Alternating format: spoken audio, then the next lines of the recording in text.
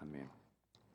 시편 119편의 말씀은요. 무려 176절까지 있거든요.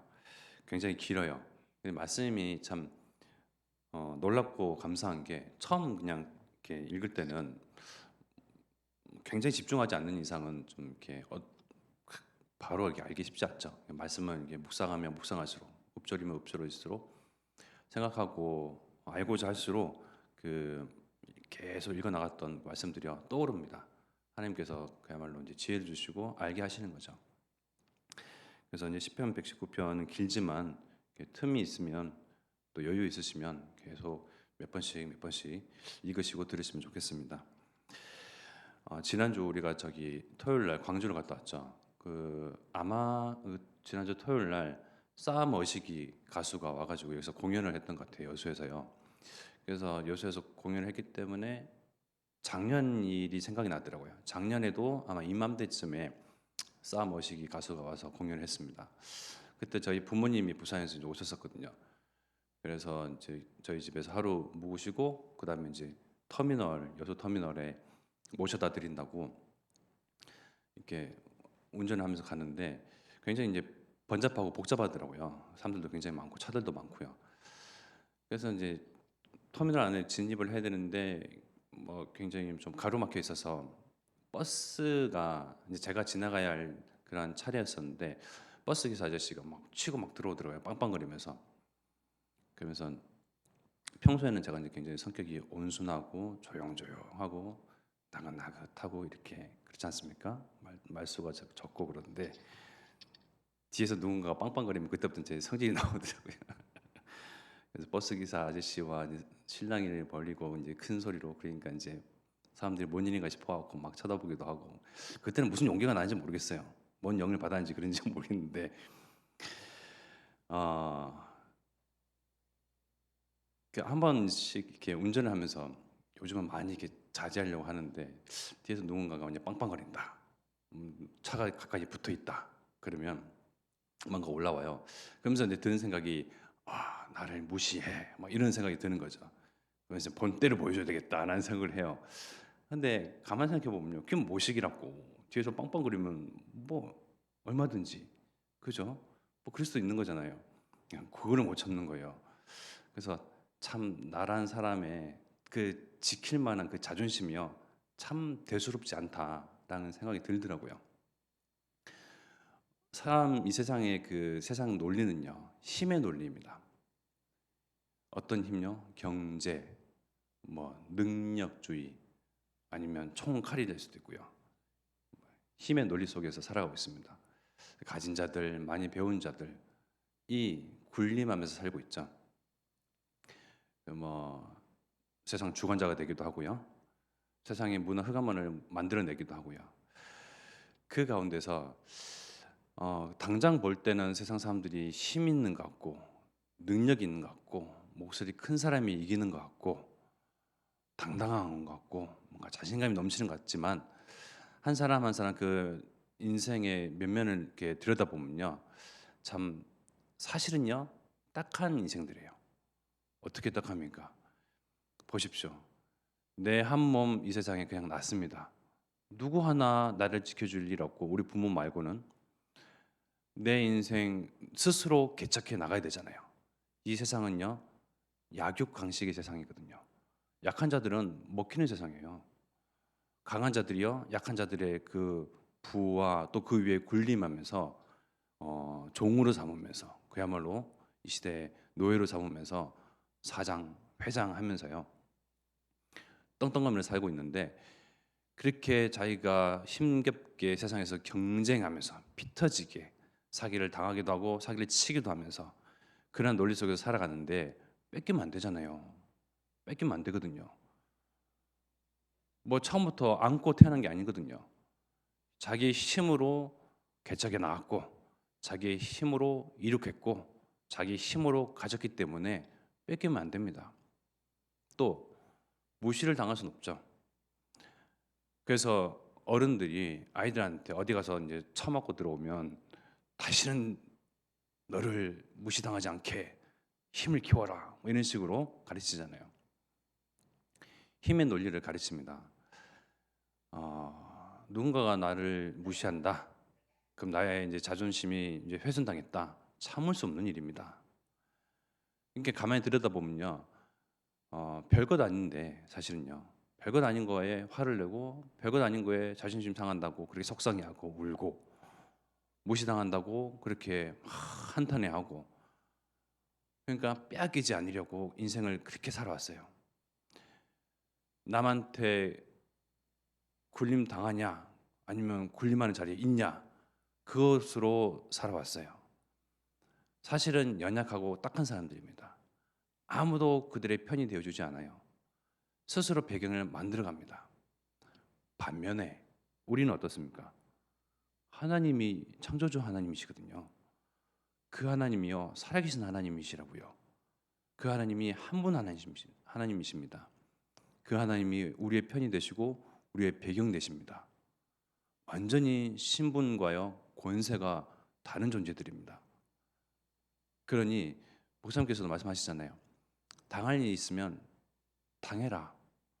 어떻게 보면요 당해 주는 것입니다. 그들은 안 뺏기려고 나에게서 조그만 것이라도 얻어가려고 사기를 쳐서 거짓말 치든 어떻게든지 자기 마음의 욕심대로 행하고자 하는 대로 우리 위에 올라서서 희열을 느끼고자 하거든요. 그것이 삶의 낙이에요. 그들의 이겨 먹어야 그것이 기쁨의 원천이라니까요. 기쁨의 원천도 삶의 낙도 삶의 이유도 아무것도 없는 사람들이에요. 아주 연약한 사람들입니다. 그러나 우리의 기쁨의 원천은 무엇입니까?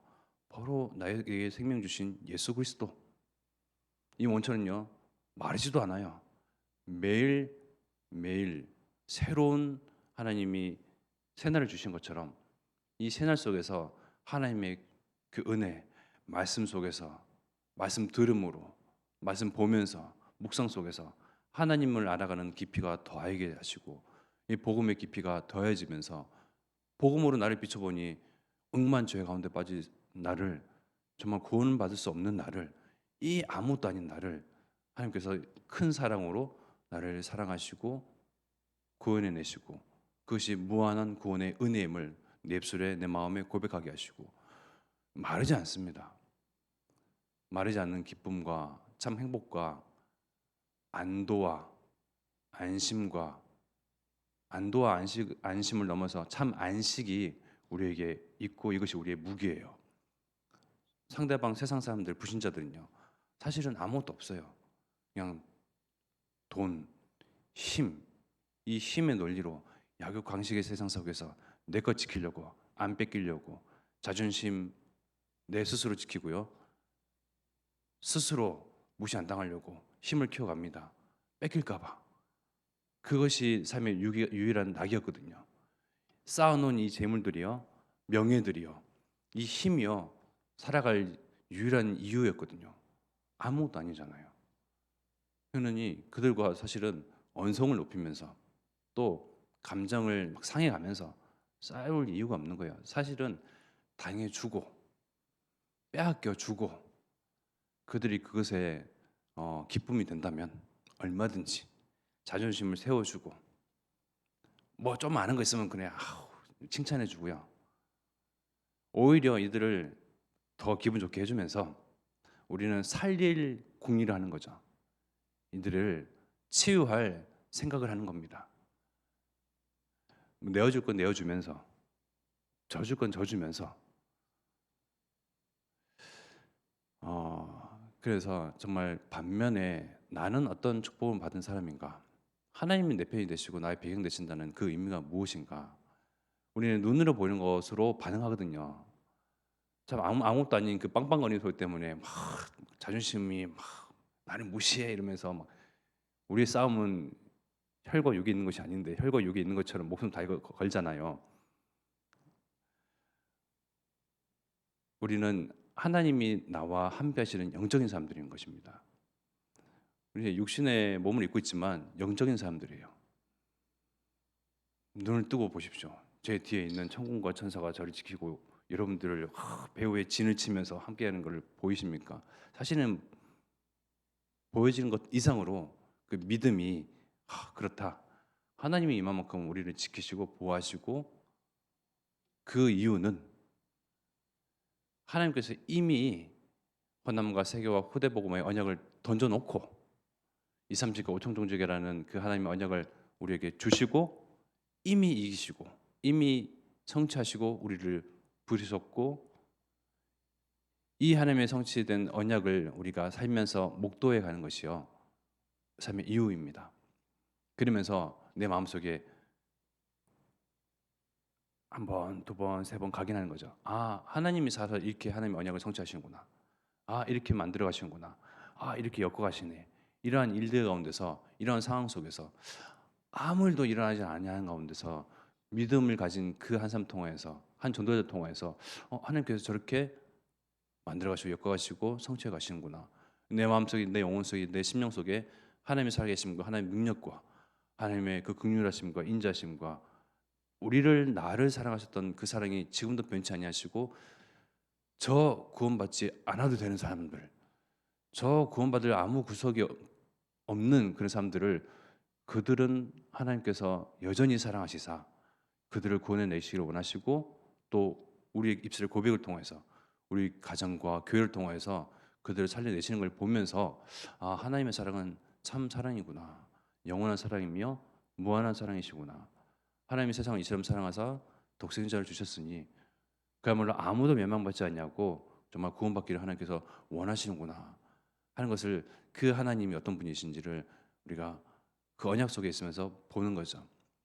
보는 것에 있어서 우리 삶의 이유가 있는 것입니다.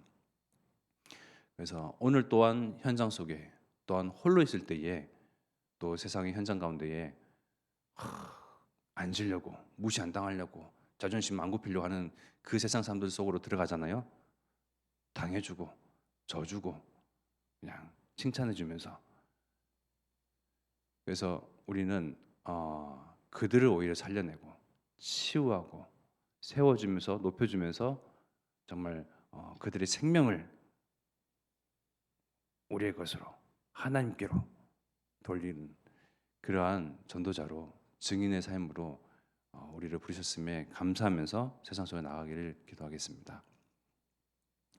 그래서 정말 다시 한번 하나님이 내 편 되시고 우리의 배경 되시며 우리 삶의 이유가 되시는 것에 대해서 정말 생각하고 묵상하며 기도하고 찾고 구하는 이 시간 되겠습니다. 이 시간 합심하게 기도드리겠습니다.